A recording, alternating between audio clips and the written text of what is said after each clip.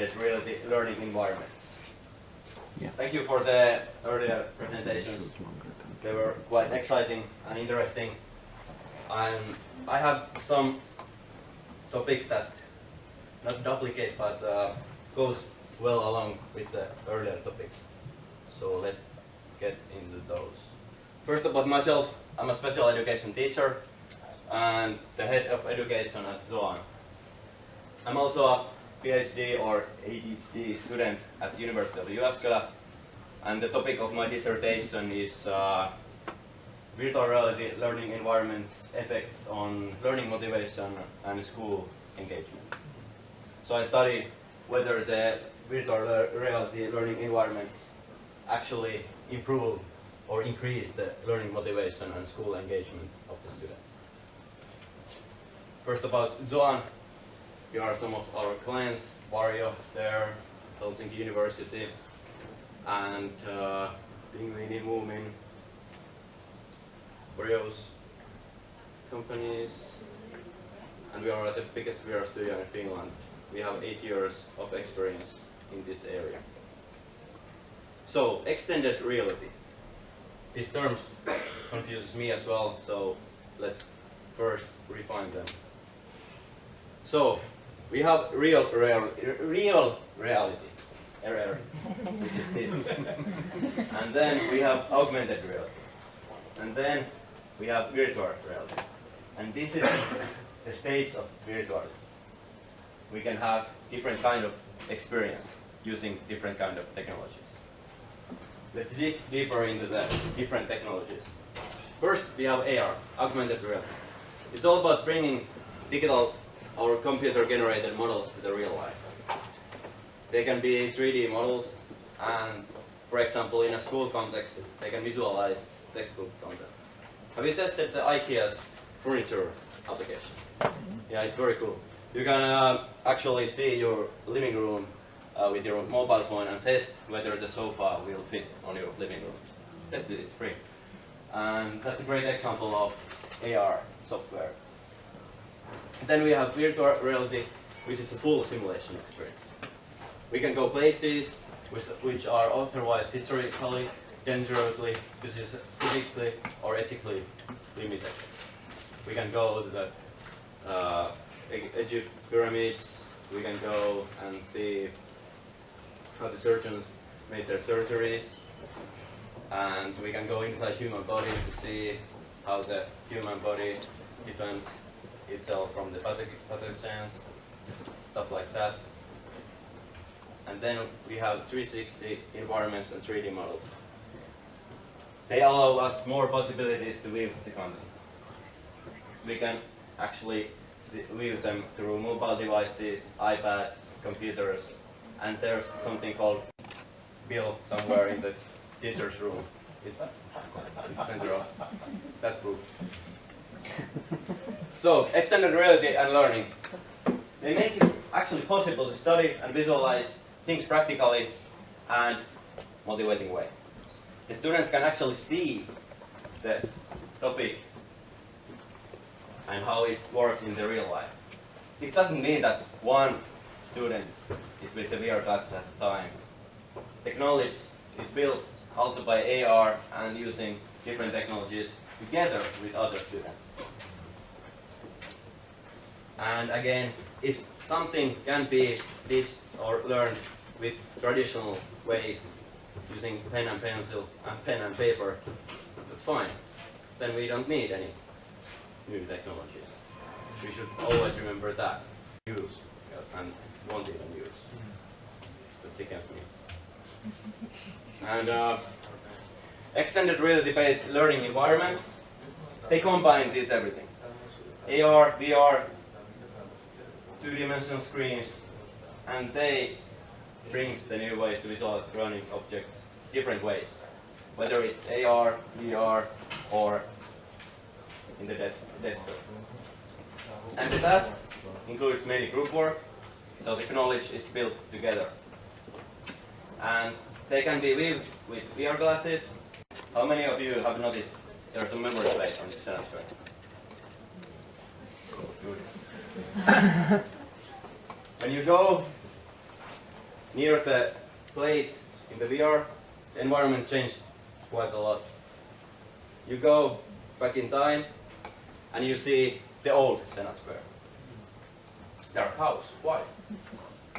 What are these wooden buildings that are here that you can be seen in the picture? And is there something similar to the year 2018? Is there any buildings that exist still nowadays? And how the history of Senate Square and the statue of Alexander II are connected to the history of Finland is the question when you are exploring the modern day square.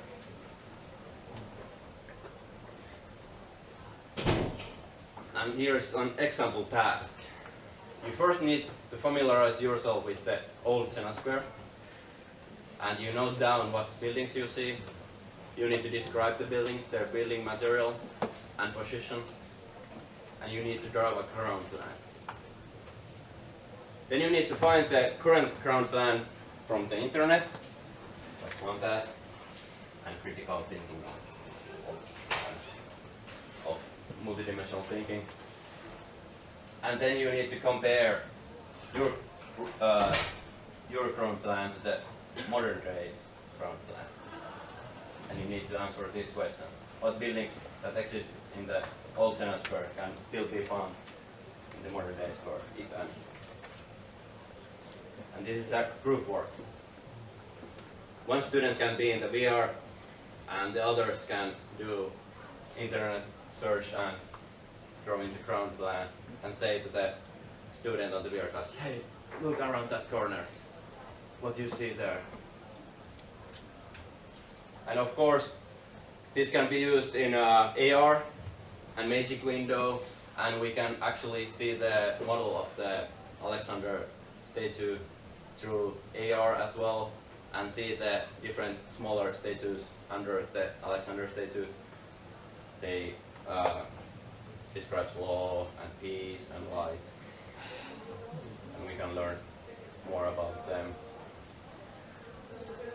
So that's a very, we cannot really go to the old Senate Square without VR.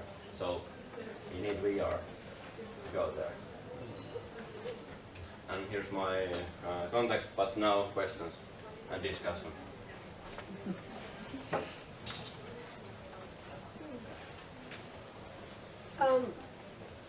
The last example that you mentioned, Yeah.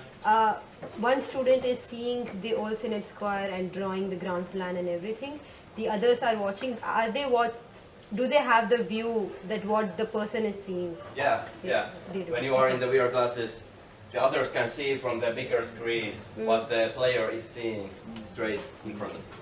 So that will help them guiding the player. And where does the task of drawing the ground plan happens? Like, is it inside virtual reality? No, Do you use you a can tool? do it with Okay. pen and paper or using some digital like Photoshop or GIMP. Okay. Thank you.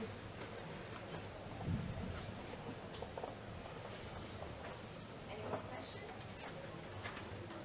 The funding is an issue.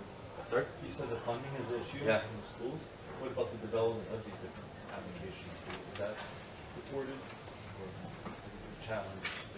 Yeah, they're kind of expensive to make these kind of environments to other users as well. But we are now developing a system where we can cut the costs down, so we can actually use the same environment in other users as well.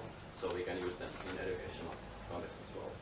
What is the production timeline to do something like this project here? Well, I would say that if we model only the Senate Square without like any interactions, it would be like 1 month or 2 months. I don't know. What do you think? These are technical. Okay, the Senate Square, since it's a little bit more complex, it took around 2 months to make. Yeah. Like, for a small team to support this. Bigger teams, it's possible to make it fast. Yeah, and of course we can make like 360 video, and we can actually go there to the Senate Square and make a interactive environment with 360 videos, but that's not as good as that, but that can suit to one purpose. And maybe I can add, I'm also from the same company, that once you make, like, say that you make the Senate Square, so we've been using in many productions the same Senate Square, because of course it depends on what you wanna do there. So like in this case, when we don't have a very like solid financing for this, so recycling what we have already done and adding some new features and ideas, so that's quite like a Like it could be used for tourism. yeah, exactly, Yeah. exactly. The same Senate Square was in Singapore, representing Helsinki and Business Finland just like a month ago, with different kind of setup. So, and this is all like, this is modeled virtual reality, it's not film, so it gives the freedom to do like whatever. So Google should like to do this all around the world. CPI, everything, only from just offers. They have them on. Yeah. Well, I think Google is doing quite a lot on this front already, so Yeah, Google call it's coming me. up. Yeah, but and one more thing, like Steve Jobs said, there's you cannot really, or there's no point to teach what is the population of, for example, New York nowadays in schools. The student grabs their mobile phone and checks the population in 5 seconds. It's more relevant to teach why there are so many people. Historical reasons, geopolitical reasons, social reasons. We need always remember that we are not anymore in an old society.